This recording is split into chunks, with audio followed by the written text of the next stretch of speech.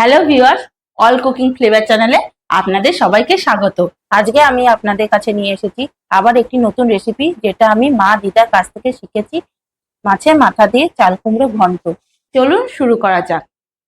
এই রেসিপিটা করার জন্য আমি এখানে একটা চাল কুমড়ো নিয়ে নিয়েছি আর নিয়ে নিচ্ছি রুই মাছের মাথা। মাথাগুলোকে দেখুন আমি ভালো করে কেটে ধুয়ে নিয়েছি।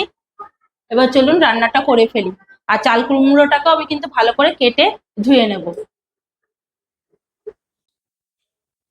এই রেসিপিটা করার জন্য আমি প্রথমে একটা ভাজা মশলা তৈরি করে নেবো। তার জন্য এখানে নিয়ে নিচ্ছি একটা শুকনো লঙ্কা, একটা তেজপাতা, হাফ চামচ গোটা ধনে, হাফ চামচ গোটা জিরে।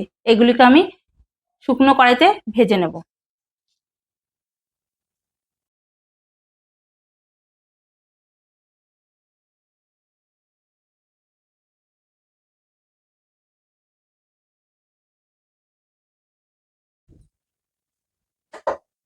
মশলাটা আমার ভালো করে ভাজা হয়ে গেছে।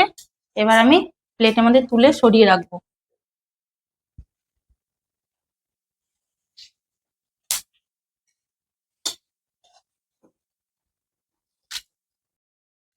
মশলাটা দেখুন কি সুন্দর ভাজা হয়ে গেছে।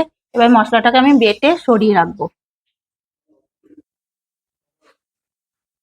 এবার আমি কড়াইতে সর্ষের তেল গরম করে নেব। এবার মাছের মাথাটাতে আমি ভালো করে নুন আর হলুদ মাখিয়ে নেব। আমি এখানে হাফ চামচ হলুদ আর 1 চামচ নুন মাখিয়ে নিচ্ছি।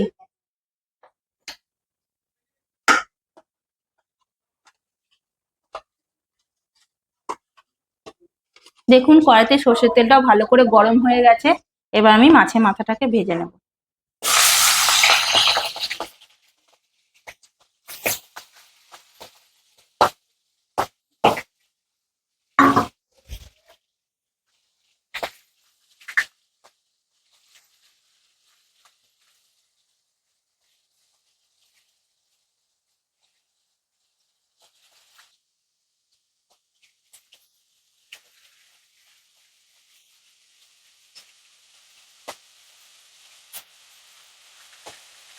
মাছের মাথাটা আমার ভালো করে ভাজা হয়ে গেছে।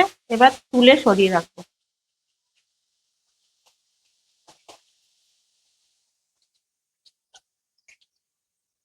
এবার ওই তেলের মধ্যে দিয়ে দেবো একটা গোটা শুকনো লঙ্কা, ছোট চামচের হাফ চামচ গোটা জিরে। জিরেটা ভাজা ভাজা হয়ে গেলে এর মধ্যে দিয়ে দেবো 1 চামচ গ্রেট করা আদা। ওটা ভাজা ভাজা হয়ে গেলে চাল কুমড়োটা দেখুন আমি ভালো করে কেটে ধুয়ে নিয়েছি। আমি এবার এই আদাটা ভাজা ভাজা হয়ে গেছে। এবার আমি কড়াইয়ের মধ্যে চাল কুমড়োটা দিয়ে দেবো।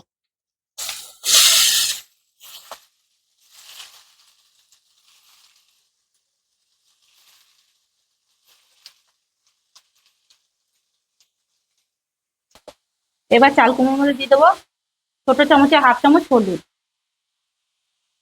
ছোট চামচের 1 চামচ নুন বা স্বাদ মতো নুন, ছোট চামচের হাফ চামচ জিরের গুঁড়ো,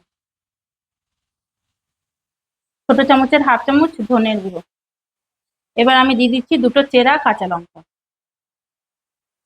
ছোট চামচে হাফ চামচ লঙ্কার গুঁড়ো আমি দিয়ে দিচ্ছি। ঝালটা আপনারা আপনাদের স্বাদ অনুযায়ী দিয়ে নেবেন।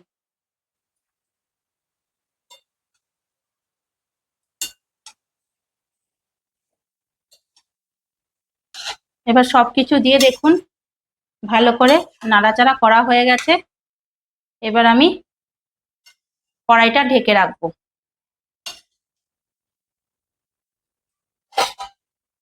কড়াইটা ঢেকে দিচ্ছি আমি 10-15 মিনিটের জন্য। ফিরে এলাম 10 মিনিট পর। এবার কড়াইয়ের ঢাকনাটা খুলবো।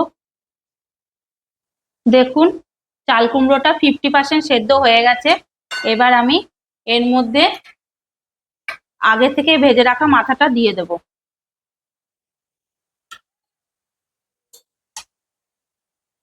মাথাটা দেওয়ার পরও আর একবার আমি কড়াইটাকে ঢেকে রাখবো।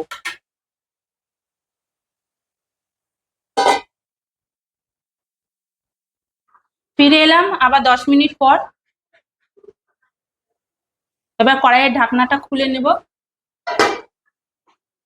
দেখুন চাল কুমড়োটা আমার পুরোপুরি সেদ্ধ হয়ে গেছে।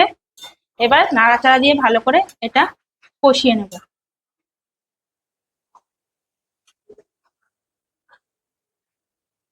এই রান্নাটা করতে করতে আমার মা দিদা এদের কথা খুব মনে পড়ে যাচ্ছে, কারণ এই রান্নাটা আমি কিন্তু মা দিদা এদের কাছ থেকেই শিখেছি। আমরা প্রায় সকলেই বাড়িতে এই রান্নাটা কোনো না কোনো টাইমে করে থাকি। দেখুন কি এখনই কি সুন্দর লাগছে দেখতে, স্বাদেও কিন্তু খুবই সুন্দর হয়। আমি এইরকম ভাবে 10 থেকে 15 মিনিট ধরে চাল কুমড়োটাকে নাড়াচাড়া দিয়ে ভালো করে কষিয়ে নেব।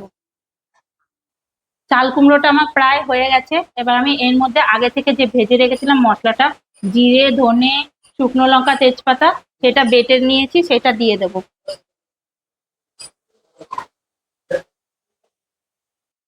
মশলাটা দিয়ে আমি গ্যাসের ফ্লেমটা হাই করে খানিকক্ষণ নাড়াচাড়া দিতে থাকবো।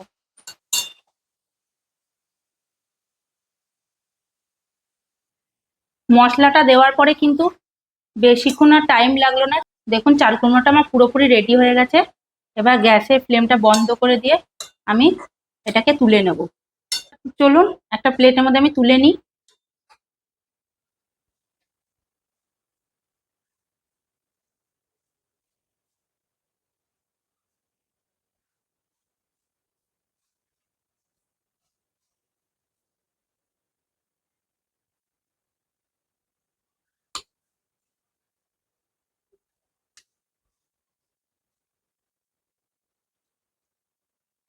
আপনাদের যদি আমার এই রেসিপিটি ভালো লেগে থাকে তাহলে অবশ্যই ভিডিওটাতে একটা লাইক করে দেবেন আর কমেন্টে জানাবেন আপনাদের কেমন লেগেছে।